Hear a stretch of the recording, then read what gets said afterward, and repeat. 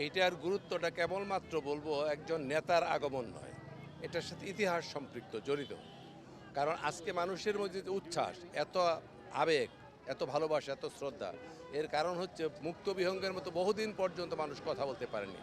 একটা খাঁচা আবদ্ধ করে রাখা হয়েছিল গণতন্ত্রের পাখিকে, গণতন্ত্রের নেতাকে, এবং ওনাকে বিদেশে যেতে বাধ্য করা হয়েছিল।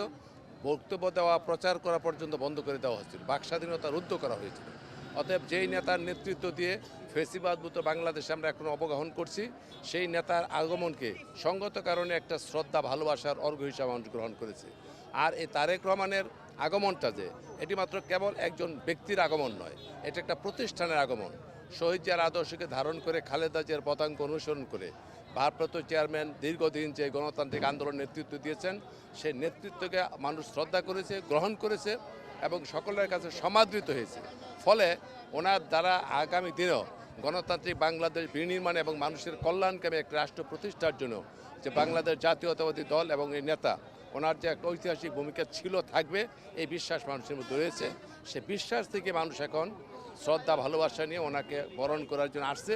আজকে রাত্রে এইখানে লাখের মতো লোক পুরা রাস্তা যদি চিন্তা করি, এবং আমরা মনে করি আগামীকাল বিকাল থেকে পরশুদিন পর্যন্ত ঢাকা শহর পুরো বাংলাদেশ অচল হয়ে যাবে। এবং এইখানে আমরা মনে করতেছি কমপক্ষে 1 কোটি লোকের সমাগম হবে, যেটি কেবলমাত্র বাংলাদেশের কোনো সংবর্ধনা অনুষ্ঠান নয়, এশিয়া মহাদেশের মধ্যে সবচেয়ে বৃহৎ সম্বর্ধনা অনুষ্ঠান এটি হবে। এটি মানুষের শ্রদ্ধা, ভালোবাসার একটি স্থান এবং মানুষের বিশ্বাসের স্থান।